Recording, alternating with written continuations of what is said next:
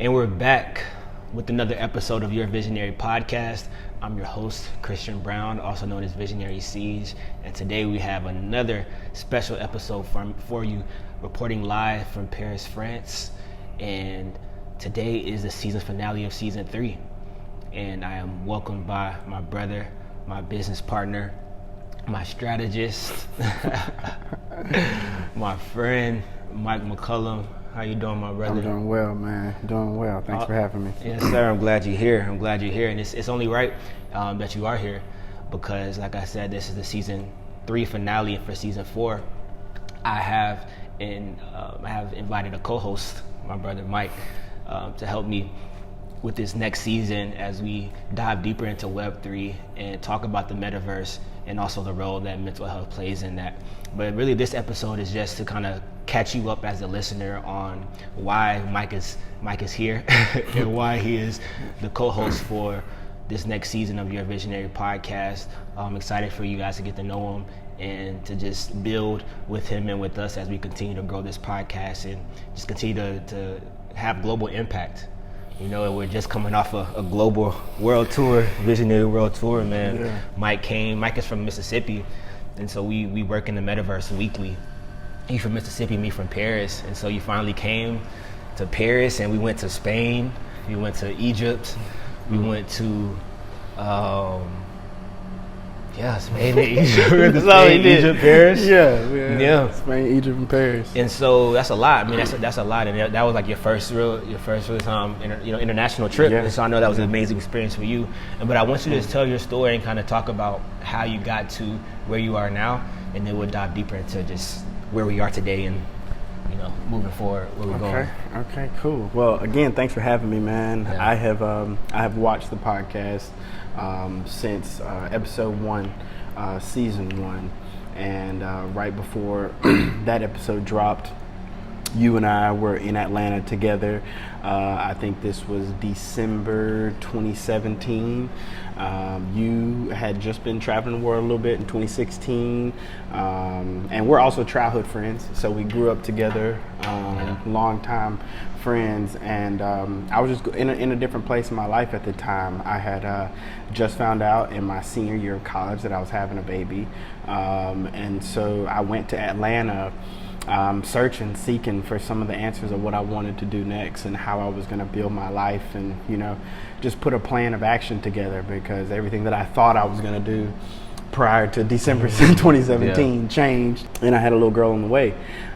So I came and visited you in Atlanta. I was working with my uncle, and we just connected and started talking, you know what I'm saying? Just same visionary, same energy. Although you had traveled the world and we hadn't seen each other for a while, we were still very much so connected. And so during that time, we just hung out and you gave me some information and resources, and you were getting ready to launch season 1. Mm-hmm. And so I came home from the trip. Season 1 dropped that January, I believe. Yeah. And I remember calling you every episode, like, just to dive a little deeper, because that was just, season 1 and 2 is about just establishing a vision for your life and, how do you want to live and, just creating a life that you want to live in a time where I was really trying to figure out what that life was for me. But I was very impacted by the podcast during that time. And then you and I just stayed in close contact throughout the years. And then, things developed. I graduated college, got a good job, began taking care of my daughter, got busy with that. And then, let's just fast forward to, about a year ago. What was that? No, this January 2022. So 6 months ago, 6 months ago. We had hung out tons of times before then. But you were getting ready to leave for Paris, and I drove from Mississippi to come see you and spend the weekend with you before you left. And on the first day of this year, you and I climbed Stone Mountain and went out to set some goals and intentions for what we wanted out of this year. And at the top of that list was taking a visionary world tour all across Europe. And we did exactly that. It was a beautiful trip. Spain was unplanned, but it was perfect, exactly what it was. The timing couldn't have worked out better. Yeah. We were just completely in flow from the beginning, and so now, we put the plan together, worked on it, met in the Metaverse weekly, continued building on that, working on Blemish, building that out together. And then now, we're here in Paris after a world tour, after we've been to Egypt and back. My first experience out of the country internationally, just, to see it was just eye-opening, life-changing, just, something I've never experienced before, but I feel like I'm a better human because I've done it, and I got a little bit more perspective now.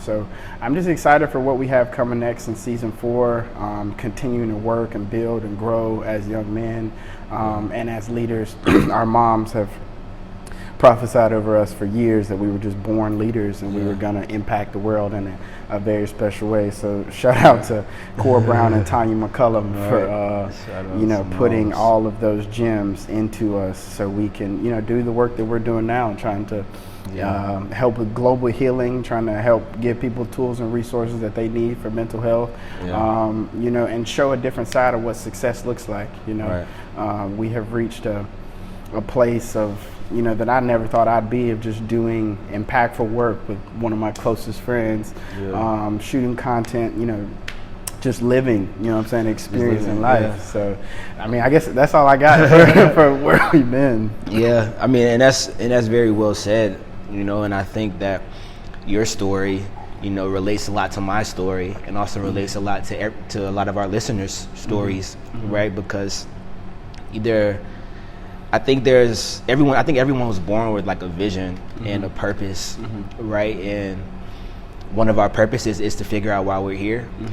And it's a tough thing to do, right? And for me, traveling helped me, widen my perspective and just be exposed to different cultures to really just show me like what I'm here to do. How many countries have you been to now? Man, 18. 18. I've been to 18. 18 countries. Been to 18 countries, but my first time traveling was in 2016, and I came to Paris. And so it's really super full circle for me, just going there, Paris being my first international experience, and then living here now. It's just, it feels so surreal, but it's like I'm still only looking forward. We went to Egypt and I'm like, yeah, that was dope. Like I haven't been to Egypt yet, haven't been to Cairo, but there are so many other places. And I think just moving here made me realize and just made it more clear that there are really no boundaries, with where you can go and who you can meet, who you can connect with. And I think I've been blessed to understand the value of relationships at this at this stage, and through the podcast helped a lot. The podcast was very well put together from the beginning, and I'm sure that there was a team of people helping do that, and the relationships you had, and even like the relationships that we established along the way on this trip, and some of the tests and trials that we went through just on the trip to be here.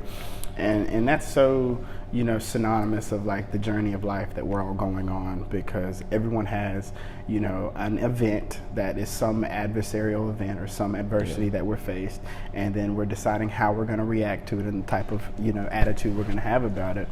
And then what is going to unfold next.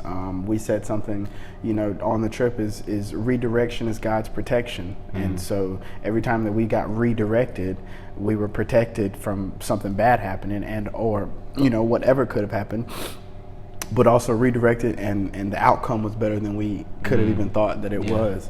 And I'll tell the story of, we got to Cairo, and we're both energetically sensitive people, right? So walk in a room and feel the energy and know which way to move or shake or something.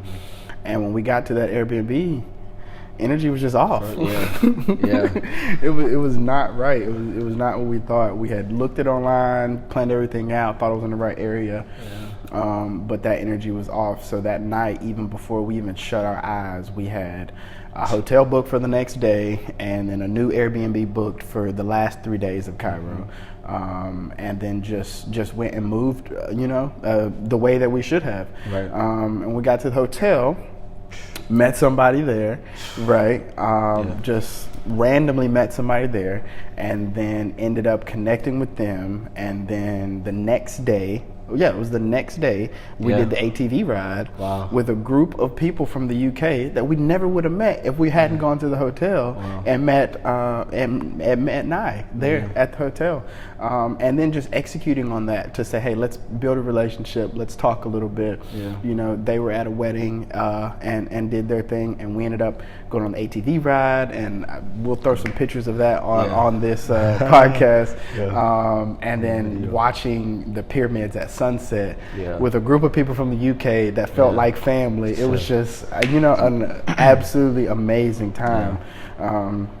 But that just goes to show, like, even my event with having a kid at, you know, 20 when that came out, I mean, it's led to an extremely beautiful life for me since then, and taking care of my daughter and living life with her and on purpose and being there and, you know, pursuing entrepreneurial dreams and whatever else it is. You know, I'm just so thankful for the way everything has turned out, really, to get us here, to be shooting the podcast as a once listener of just sitting there watching, like, dang, that's fire. And now I'm here helping you know, do season 4. So it's amazing, bro. And there's so many lessons, like, in all stories, but just the story with Cairo, I think me been experiencing it as well, and just looking back at it, I see the lessons that were in there. And the first lesson is just to be aware, right? And you know, I love how you use the word energetically sensitive. Like, I always say that, you know, to describe myself too. And I think one lesson is that it's good to act as soon as you feel something not right. Because I think a lot of times, like, some people, they may feel something isn't right, but just keep going along with it, maybe hoping that something will change. Right. But, you know, faith without action is dead. You know, so you have to take action. That's one thing we did. And as soon as we felt that energy, we're like, okay, let's go ahead and boom, check to see what our next location got is. There at midnight and didn't go to sleep till. It didn't even matter what time it was. It was like, okay, this energy is more important than, like, this energy affects all of the rest that we're going to have. The whole trip. You know, energy affects the whole trip. And our safety and feeling safe in the environment, energy. And as soon as we got out of that, got to the hotel, energy was different, high vibrational vibes the entire time, and then we had an extremely high vibrational trip in Cairo. Exactly, and then that leads me to the second lesson, which is when the energy is right, you'll know. You're right. when the energy is right, you'll feel that. You'll feel that, and that adds momentum. And momentum is just a super, super high energy that allows you to, it just gives you added energy. Right, and I'm glad we're doing this episode now. You know, this is the last day. This is your last night in Paris, bro. Last night in Paris. You go back tomorrow, and so just doing this episode is going to give us momentum to go and have a nice dinner tonight. You know what I'm saying? You're going to check in a hotel because it's 100 degrees in Paris right now. 100 degrees. And one thing that I learned, you know, moving to Paris is that when you live on the top floor of an apartment complex, you probably won't have AC.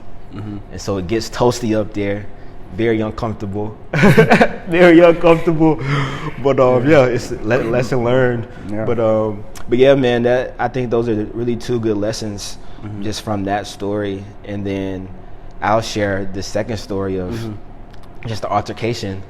Oh, man. I'll share that. I'll share that story, bro, because you could watch it. I was in it. You can watch it. It was crazy, and I was thinking back, like, dang, what if you would have recorded that whole thing? Because it was just so crazy. So I have a friend that lives in Cairo. We met in Madrid, you know, during my travels in 2017.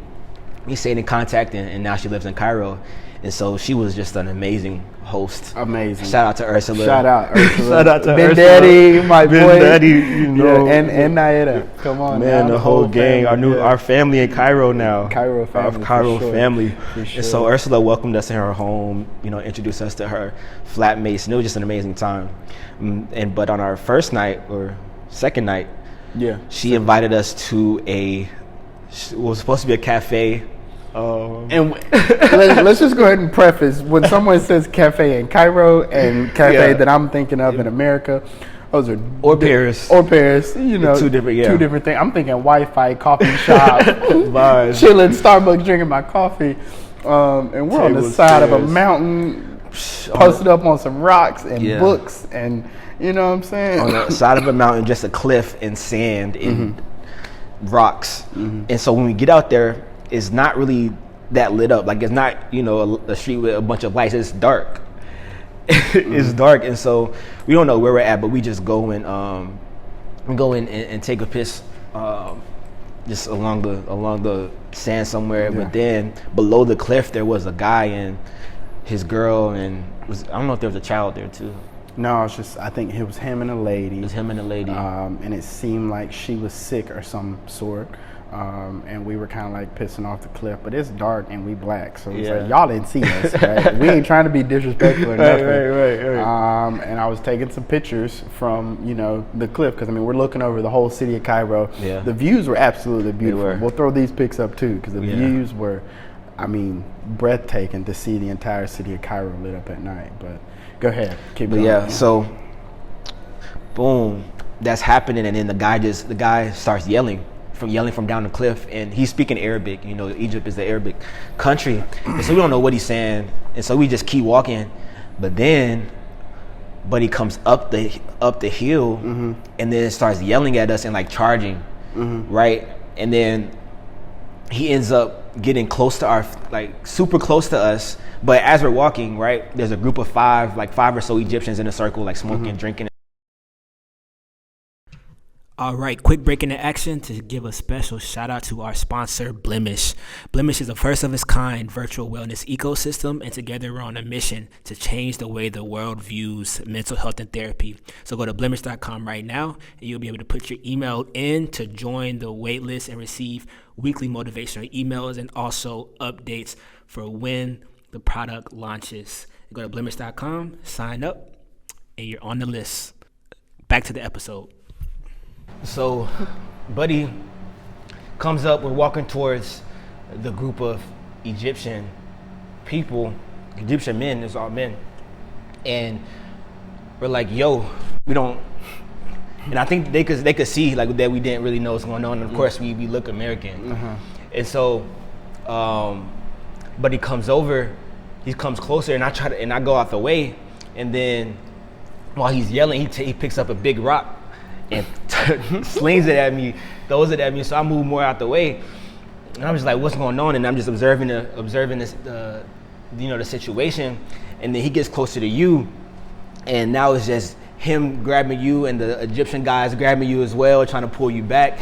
And I go back up there, and we're just in this experience, him yelling at us, and it's all a different language. So imagine that, like not knowing how to communicate, just like feeling the energy, which is crazy. Right. And so one of the Egyptian guys spoke English, and so he was like, "Give me a second, I'm gonna talk to him." And so he talked to the guy, and the guy thought we were taking pictures of him and his girl, so he wanted to see our phone to make sure that we weren't. And so we showed him, and then squashed it, but still the energy was super high. And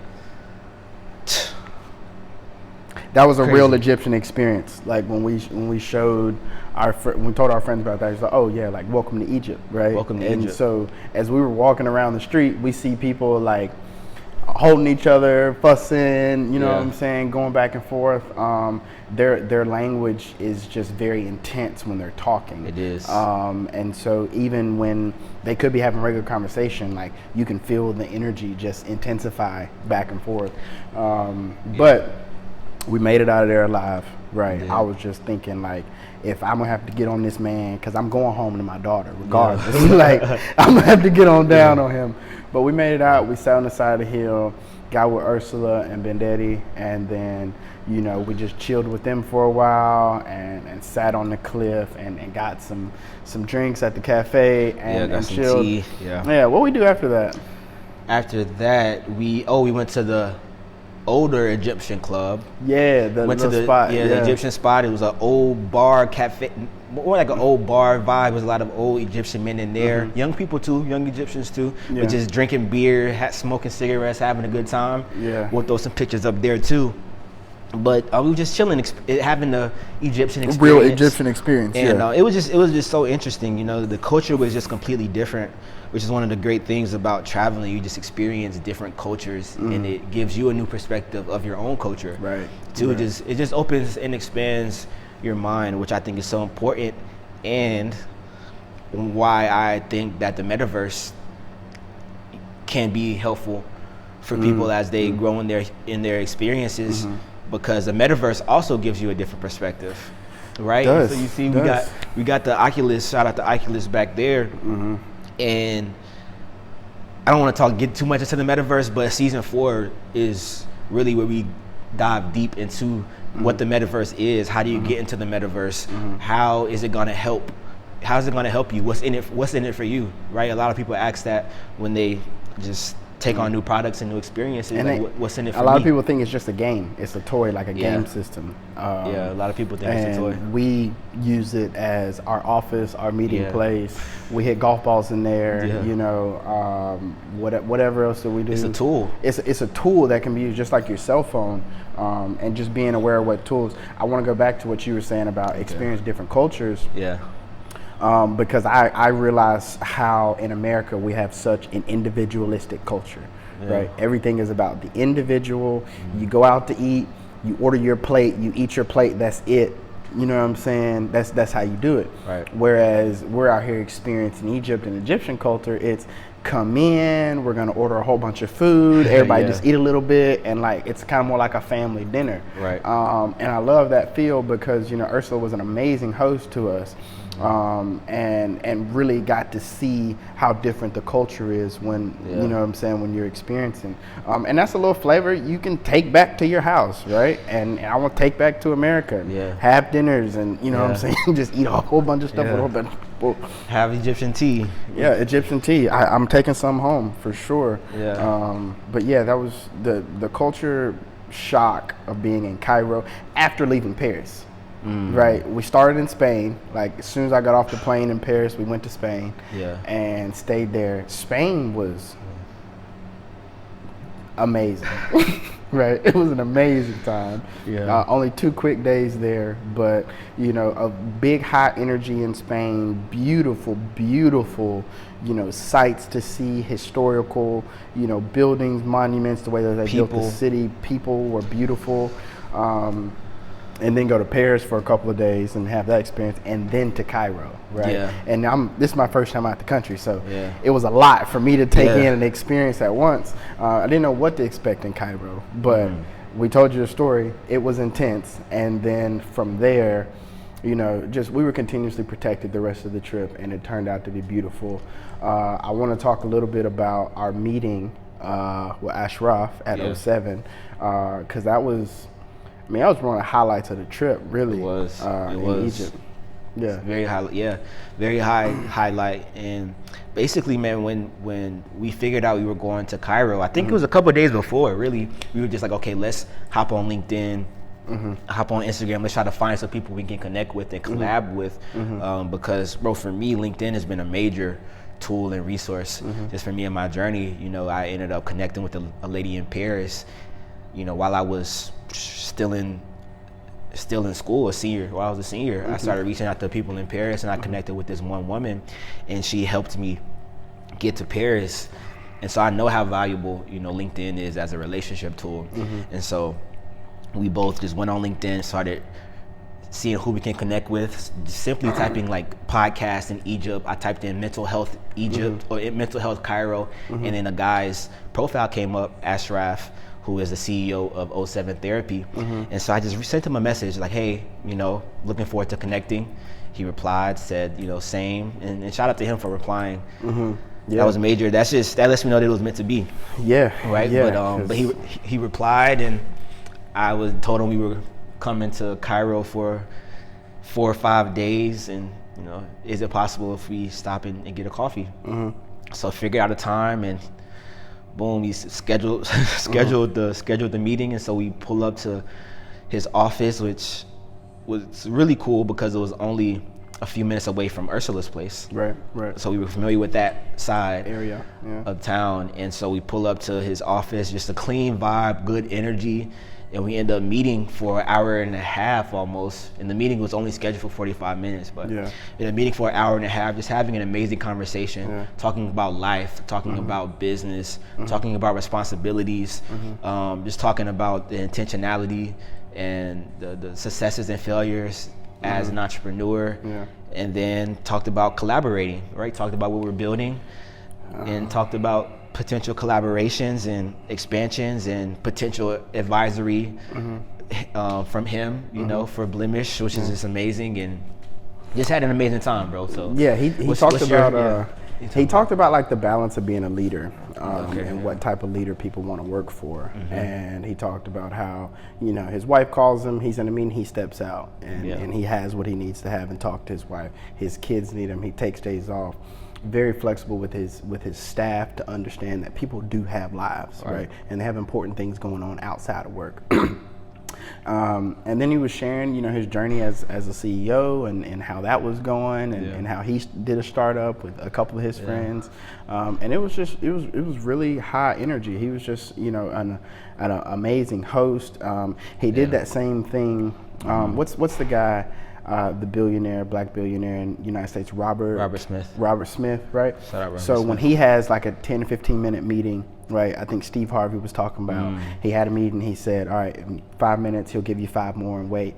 And at our 45-minute mark, somebody came and knocked on the door. And he kept going. Right, and so he was like, "Yeah, like I'm gonna spend a little bit more time with these guys." That. I did peep that. It was really nice to have him on and helping us through, you know, that part of the journey, and then him also sharing, you know, his successes and failures as, you know, a young entrepreneur, types of things you need going to market. I mean, he really dropped some gems on things that we're going to be going through, launching Blemish here in the next year or so. But yeah, he just great energy. Really appreciated the conversation with Ashraf. And, you know, although Cairo was, you know, an experience, I'm ready to go back and see it again, because and Ursula said this, and I'm gonna give it to her because she was right.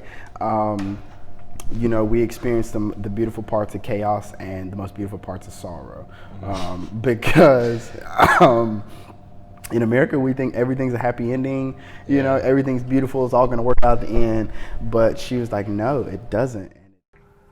All right, another break in the story, but this time I want to tell you about the Your Visionary podcast store, which is a store that we've created with a bunch of different products, different merchandise, all designed to help you get closer to the vision you have created for your life. And what we're doing here is that we're making the movement tangible. We're giving you tangible products that you can put in your house, that you can wear, that you can put in your office, all with either the Your Visionary podcast logo or special graphics that give off a positive energy. And also on there, you'll find our positive energy bracelets, which have been specially charged with different energies based on what the saying is on the bracelet. But really what we're trying to do here is spread positive energy all around the world. And so you supporting us and buying this merchandise is a way for you to get your own positive energy and put it wherever you want, but to also give it as a gift to others. So go to yourvisionarypodcast.com/store and you'll be directed to the Your Visionary Podcast store, and just go crazy. Get whatever you want. Get some for your family, get some for your friends, get some for yourself, but have fun. Thank you for watching. Back to the episode. Let's talk about the pyramids and that experience, because a part of our meeting on the mountain, January 2022, was a vision that had been given to me of seeing myself in an all-white Galabea standing on the pyramids with a red, you know what I'm saying, scarf on. And I saw that clear as day. I felt like something was calling me there. And that's very synonymous, because we both have read The Alchemist, one of our favorite books, and his journey was to get to the pyramids, you know, and we journeyed ourselves there. Yeah. But the process of becoming that took us to get here for the past 6 months, to be able to go on a trip like this and to be clear of mind and heart and to experience and to be clear, was really a journey in itself before the journey, you know what I'm saying? And just to fulfill that experience and to be on that ground, and that just the energy was so high. Like when you're standing in the pyramids and you don't really understand the scale of how these 5 to 6 ton blocks were placed perfectly in between each other, no air escaping. Yeah. And it's just it's beautifully constructed, and it was that was just an amazing experience. And the rocks are stone. Stone. Yeah. Blocks of stone. Blocks of stone. And then so we didn't buy tickets to go inside the pyramid. Yeah. We just had tickets for the perimeter, and our tour guide took us to that. Shout out to Nerman. Shout out to Nerman. Yeah, big tour guide. But I was just walking, saw a ticket on the ground, picked it up. I was like, what's this? I'm gonna just pick up an extra ticket, just one for keepsake, you know? And then by the time we make it around the mountain, I hand them my ticket. And it's like, you got access to, the pyramid. And they let me go right in, and they didn't let you in. So I'm like, oh man, like we together, we got the same ticket. I'm not knowing that the ticket I picked up was the one. I'm thinking we had the same access. And so I go, and I'm like, yo, I gotta go see this for the both of us. I'm gonna shoot the video and show everybody. Yeah. So we'll show put the video in there. Yeah, put the video there. And like the climb in there all the way to the tomb was just hot and small and like, you know what I'm saying? I almost quit halfway through. I was like, bro, it's too hot. Like, man, CJ ain't in here, but I'm like, I gotta make it to the top. Like, I'll never be here again, really, but I will. And then I made it all the way to the tomb, and it's like sacred and quiet, and there's only like one guy up there, and you take your pictures and you be quiet. But that was just a beautiful experience to have. Just like the vibrations of the entire day were high. We rode camels out there, you know what I'm saying? Just the whole nine. Yeah. That's crazy. It was definitely a magical experience, you know, just being that close to something that you've only seen, you know, in movies, in pictures, and in visions. Right, in visions. And so it was just very powerful and, you know, very high energy. And so that was just a great experience. And man, we ended up coming back to Paris. As soon as we came back to Paris, we went to a conference. Went to a tech conference, Viva Tech. After all that traveling, we still had to, you know what I'm saying? And it's crazy because, just to give some context, so Wednesday night, our flight was at 3 a.m. Our flight from Egypt to Paris was at 3 a.m. And so we landed at 7:45 a.m. in Paris. And so we slept I slept a little bit on the plane. You had no sleep on the plane. You didn't get any sleep on the plane. And so we land in Paris, and we go shower and get dressed and then hit the conference.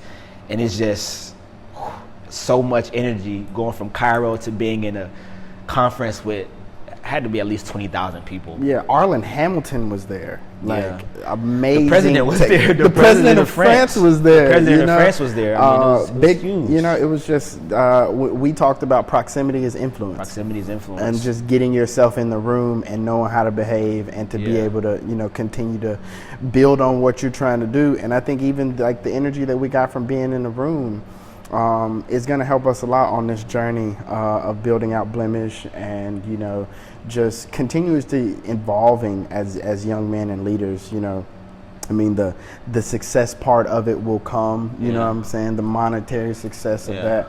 But I really like how Gary Vee talked about redefining the way that we define success. Right. In America, it's all about how much money, and I saw so clearly in Egypt how people care a lot about the sentimental things, the family, the time spent with friends, just, you know, just connecting with people, living a life to where you can do that. And I don't know if the video cut off before I said this, but like in Cairo, we saw like the most beautiful parts of chaos and sorrow. Right, and that was something Ursula had said, and I was like, no, I don't want to say that it was sorrowful, but like it really was. There were some things that were sorrowful in that, and it was it's the real experience, right? Yeah, and then sorrow is also not a bad thing. Like when we think of sorrow, we think of just negativity and sadness. But when Ursula explained it, I got it. And she's from Spain. She's European, and so she said like the Europeans look at sorrow as romanticism, right? Because it's like the pain and the lowness. Like there's beauty in that. And I saw that clearly, and I was like, wow, you're right. That is a beautiful part of life because it is life. You can't know beauty until you've seen something ugly. Like you gotta see both sides, and you can't be happy without sorrow. You know what I'm saying? Without times of like not feeling your best or experiencing certain things that are negative. So yeah, I mean, it was a romantic experience. I think there's a very special romance about Egypt, and I think that they're hiding something from us. real talk. Technology the ancient technology was so much far advanced, and the history of the circumference of a lot of the history. pyramids and the exact alignment and latitudes they are with other things in the world. I mean, it was just, I felt in flow the entire time I was in Egypt. Wow. And flies and flow, like Mahaly Csikszentmihalyi says, is what the balance between discipline and surrender, right? And so, yes, we were disciplined so many ways, but then we completely surrendered our plans. And that's something the Egyptian people say, is like, I mean, how are we doing this? We're doing this Cairo style or like whatever. It's like, it's just like, you down for whatever when you're in Cairo. Just flow. And every part of it just flowed beautifully for us. So, amazing. And I believe everything's going to continue to flow just as we get into this next season of Your Visionary podcast, and we just dive deeper into the technology, but also talking more about mental health, because we did just we're finishing off season 3, and we're going to have a bonus episode where we recap each episode, each interview with each psychologist. But going back to just sorrow being beautiful, when I think about the mental health journey, I think about like sorrow, and how there's trauma and pain, in everyone's lives, and that pain is not always beautiful in the moment. But I think as you start to grow and learn, I think it starts to make sense, and it starts to become light. And light is a beautiful thing. I mean, and that's part of the journey to global healing, is just turning darkness into light. That makes me remember Ben Daddy's tattoo. Ben Daddy's tattoo. Ben Daddy's tattoo. It says, "There's a light that always shines," or there's a light there was light that never turns off. And it was so interesting because he talked about how he got the tattoo when he was going through a dark time, and the song helped bring them out. And the light that we have, basically like the fire that's inside of us, no matter what type of depressive time we're going through, like there's a light in there. Maybe be dim, you may be consumed by darkness, but if you find that little bit of light and you begin to add a little fuel to it, that darkness can disappear that fast, right? It can be gone, because it's like when there's light, darkness has to go away. It cannot stand. And so just kind of keeping that in mind is like, we talk about mental health and like what that means and what those journeys are like, because there's a very big stigma around therapy and going and what that looks like. And Ashraf said something like, somebody who goes to therapy, I look at them as more developed than somebody who doesn't. Somebody who knows that they may have something going on and seeks help to it, rather than somebody who knows they got something on and doesn't go seek help. Like there is strength in the vulnerability of needing help, and I think that we really have to get that in our community of showing men that, hey, it's all right that you're not all right. And even though you strong and you tough and you macho, you can't be still better and good for your family, because you think, I got to be strong for my family. You can't be the best for them if you're not taking care of yourself. And we really, I think that's something that's special that we're going to be able to revolutionize and to start a revolution around mental health, around visionary lifestyle and what that looks like, and changing the perception of what mental health looks like in the 21st century. Like that's our mission. That's our revolution. Yeah, that's the revolution, man. And it's just, in this podcast, Your Visionary podcast is all about helping people find their passion and create a vision for their lives. You know, it happened for me, it happened for you, you know, and it's happened to more people in the world. So thank you for watching this episode. I think we could end it here. Thanks for coming on, my brother. Yeah, for sure. And man, make sure you go and watch all of season 3, and season 4 will be out soon. Yeah. So we'll see you all on the next episode. From Paris with Love. From Paris with Love. Peace and love. Peace. Yeah, I think we killed that, dog. Yes, sir.